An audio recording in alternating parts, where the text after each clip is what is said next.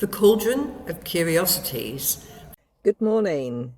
I wanted to talk to you today about procrastination and what does procrastination look like for you? Now, I'm racking my brain to give you some really good examples because, to be honest with you, some of my efforts of procrastination I'm quite embarrassed about, and there's an element of me thinking, really? Did I do that? Did I go around the houses avoiding doing a quite simple activity because some part of my head didn't want to get up and go and do something? And sometimes it seems like procrastination comes across as being lazy, but the efforts that I will go to do something different because I don't want to do the original piece actually takes more energy and sometimes more movement. But I haven't ever worked out why I do that particular activity. So one example might be, so I have some books that are placed underneath Bumble's bed, and rather than make Bumble move, I would probably go into a shop and buy a notebook. Now that just doesn't make any sense, does it? Because it's almost like I don't want to go through this confrontation of shifting Bumble off the bed, especially when we're on the move. And what do I do and where do I put him? Is this, I like solving problems. So why on earth am I avoiding moving the dog when it actually isn't that hard to do that? If I sat down and thought about it as a coach, I could think to myself, put him on my lead, put him outside the van for a moment, and then just lift the lid and take the book out. So why am I not doing that? Does anybody else out there have these experiences where they will go to great lengths to not do a certain thing? And they might be quite mundane things that you'll avoid doing, but you'll go to great physical and mental efforts to not do the thing, like me not getting the notebook out or the book that I know I want to read next. Why won't I tie the dog up? Why will I go and buy another book? Why would I do that? I haven't come to any real understanding of why, because sometimes it isn't a confrontation. I'll give you another example. I had my van redone, the back part of it, to make drawers underneath the bed. And the man who did the work put in some brackets with poles to stop the drawers sliding out. So when you go round a roundabout, you don't end up with everything flying across the van. Now, he put 2 sets of poles, and it does look really nice, but I know that if it had both poles inserted, I just won't use those drawers. It has stopped me from using them. Almost like the reason I had the van redone was because I wasn't going into the garage very much, because getting out, walking around and then turfing through is a bit like climbing into the loft. I would put it off and put it off and put it off. So it meant things weren't easily accessible. So it's like part of my brain needs to have things that are to hand, easy to pick up. Otherwise, I forget about them, or I go, no, I'm not doing it. I'll put it off. So does anybody else find that they like to have things easy to access in especially day-to-day things? And is it part of a comfort zone, or is it part of a routine, or not wanting a routine? But going back to these drawers, I only have one pole in, and I have realised I will go to some avoidance lengths to not go in those drawers because there's a pole. But I have to pull out, and I have to, once I've been in the drawer, carefully line it up. And it takes a bit of thought. I have to be careful to make sure that it's lined up and going through all the holes. And sometimes I really get irritated by having to do that activity. I think, what is that all about? I'm 60 years old. It's not difficult. Why am I making it difficult? And I have avoided going in there and doing other things to avoid having to take this pole out and then reinsert it, because there is nothing more annoying than driving off up the road and hearing those drawers clunking open and slamming into the piece opposite. And touch wood, we haven't done any damage so far. So it's part of this because I'm worried about forgetting to put the pole back in, and if I don't put the pole back in straight away, then there's this risk that I'm going to drive up the road and the drawers will be undone and I hear them banging around, and I don't want to hear them banging around. So there is an element of that. I'm very conscious about always closing the cupboards after using them, because if I don't do them straight away, I might forget, and again, driving up the road, hearing a cupboard slapping when you can't stop is a really annoying noise. So are some of these bits to do with annoying noises? Are they to do with confrontation? What is the root cause of this? And part of me thinks it is confrontation, it's irritation, it's avoiding irritation. I don't want to add any more irritation to my life. But is that why you might not do things that seem to be quite simple? I can't believe it's taken me this many years to actually figure out certain things about myself. And I've done a lot of journaling, I've done a lot of self-analysis, and I constantly do things that help me learn about who I am, where I'm coming from. And it has taken me a long time to realise the lengths of procrastination that I will go to when I don't want to do something. I would be really interested to hear about what other people are thinking about. When you come to procrastination, what is it that you do? Now, some of you might not know the word procrastination, and I wonder what else you might call it. Just in case you've not heard this word before, it's the act of unnecessarily delaying or postponing tasks. And this may be even when you know there's negative consequences. It's a common human experience, but it can become problematic when it hinders productivity and impacts well-being or leads to negative outcomes. So if it's common, why do all human beings do it then? Excuse the train going behind me. At least he didn't blast his horn. It says everyone procrastinates sometimes, but chronic procrastination can be linked to issues like anxiety, low self-esteem and depression.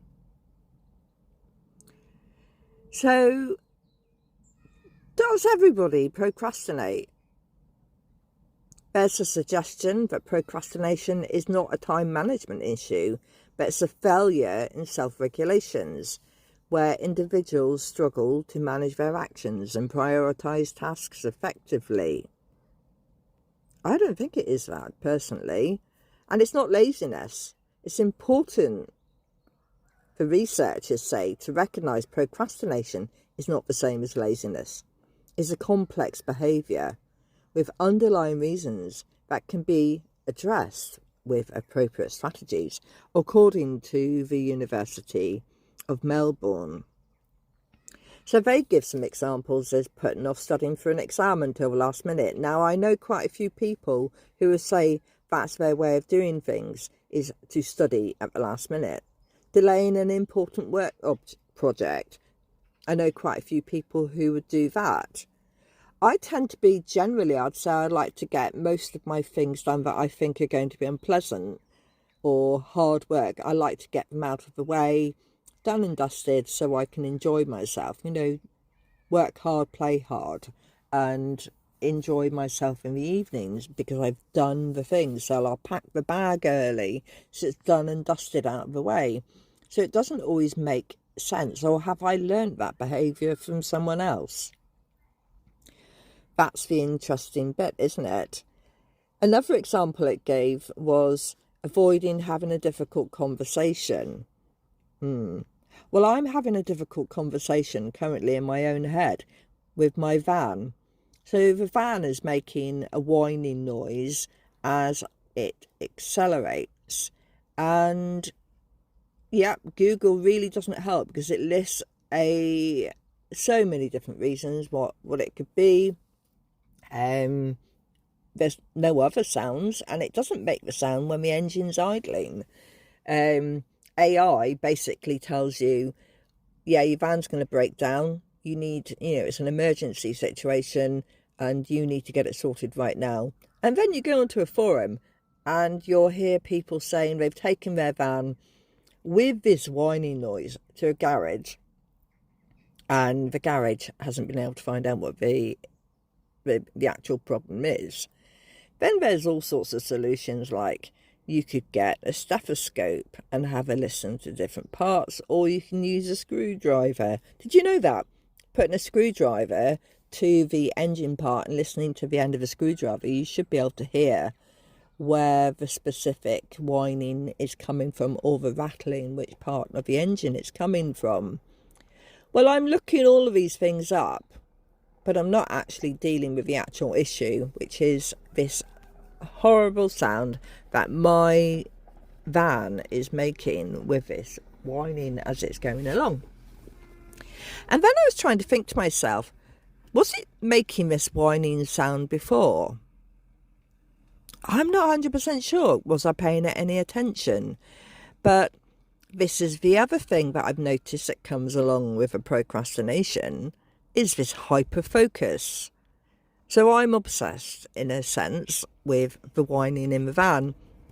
And I'm wondering to myself, train again. I'm glad I don't live in this area. I don't think I could cope with trains going by so often. And not only have you got the trains going by, you've got the constant sound of a motorway. And I know it's a beautiful area and you've got lots of facilities up here, but it's darn noisy, isn't it? And then we've got the lovely country sounds, which I'm used to, but I'm not used to the constant road noise. There you go. Got distracted, back on task. So what am I talking about? The van and the whining. Why am I not doing anything about it? And the fact that I'm hyper-focused about the fact there's potentially an issue and I haven't been able to solve it. So I am partly in problem-solving mode, and I wasn't able to do anything last night because it said, here's some checks you can do when your engine's cold. Well, after driving several hours on the motorway, my engine wasn't going to be cold for quite some time because it was still quite hot last night. It is cooler today. There's the tiny fluffy clouds. We've got a complete overlay. Blue skies hiding. So I'm not quite sure what's going to happen with the weather. So I will be carrying out some checks. But some of you may well have already called the garage by now. And part of me thinks, if I was in Cornwall, which is where I generally roll around, yes, I would have called the garage. I would have called Mark at Mark Clark's Motors in Lou and said, can I bring it in? And he would have looked at it and he would have said straight away. And this is probably where part of the problem is. As soon as I got on to the motorway, my van starts creating issues. How many other people have that? So there's part of my brain is a little bit fed up. It's got this confrontation with a vehicle that I live in, where it's causing me problems that I really don't want to deal with right now. I'm meant to be enjoying myself, and my bloody van's being a pain in the ass. So maybe that's something to do with it as well. You know, with those difficult situations, rather than a difficult situation talking to a human being, I've got a difficult situation with my living vehicle, but it's making noises that I don't like the sound of, and I'm not 100% sure that I know who to go to get it sorted. Whereas it'd be so easy if I was back in Cornwall and I could just get it done. So I'm sort of putting off, what do I do next? And that's another form of procrastination, isn't it? Which, yeah, I'm really, brain's a little bit befuddled. Anyway, so there are some strategies apparently to overcome procrastination. Identify the reasons. Well, I do not know what the reason is behind why I procrastinate. It isn't lack of motivation. It's not perfectionism. It's not failure. Large tasks can be overwhelming. Is this overwhelming? It's only overwhelming because I don't know that I can find somebody that I trust to sort the van out. And that may be part of the problem, is I've experienced moments where I've taken my van to people and they've done things and they haven't done it properly and I've had to keep going back. So, yeah, fear of failure, not fear of my failure, but fear of other people not doing their job properly. And set a realistic goal. Okay, so the goal that I'm going to set myself today is I'm going to flip the bonnet and have a check of the oil levels and anything else that's fluid related that I can get access to. And maybe I need to visit Halfords tomorrow. We're not driving today because I felt we needed a break from the heat, and which is quite funny because it isn't hot. And whereas I thought it was going to be. So I misread the forecast on that one. It also mentions another strategy is eliminating distractions. One of the worst distractions that everybody has is a phone. And a phone with social media, with your notifications on, is going to create constant ways of distracting you from what you're really meant to be doing. How many times have you picked up your phone with the intention of doing a job? Like I had an alarm go off at 8 o'clock, which was to check my PayPal statement to make sure that I sorted it out, and I haven't done it. It's 24 minutes later. I actually ended up sending a message to my daughter, looking up some details to do with the map of where we went yesterday, and then I started recording this. So how about that for getting distracted by my phone and my brain? My brain is getting distracted too. It does say you could try rewarding yourself, and that can be quite interesting because I do use the concept of rewarding yourself when I'm talking to people with coaching about what would make you feel encouraged to do something, what would make you feel better. Do you reward yourself?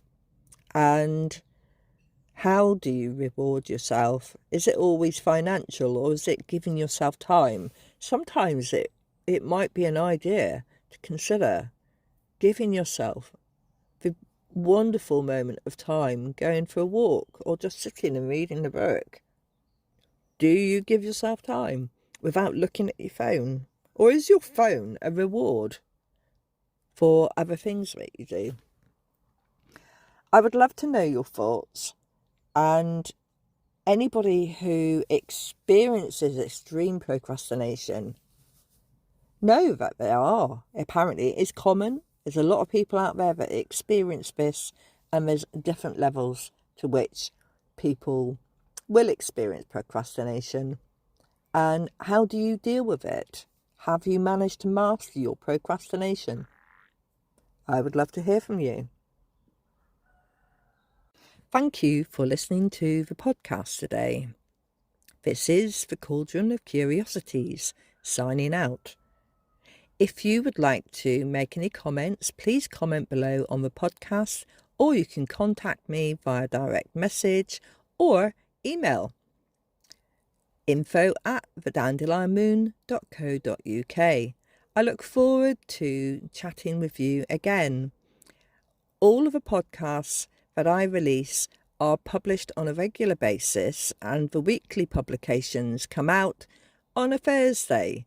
And if you have any questions about any of the content matter, please let me know, and I look forward to hearing any topic suggestions. Thank you for walking with me today, and take some time to watch or listen or dance with the Oxeye Daisy. And I look forward to walking again with you tomorrow. If you would like to find any of the other videos or any of the podcast audios that I have created, then please do go to my website, where there are links to all the platforms that the RSS feed goes to. My website is www.thedandelion.moon.co.uk. And I look forward to hearing your feedback and any comments that you have on any plants or trees that you have worked with in the merry month of May, hedgerow self-care. Thank you.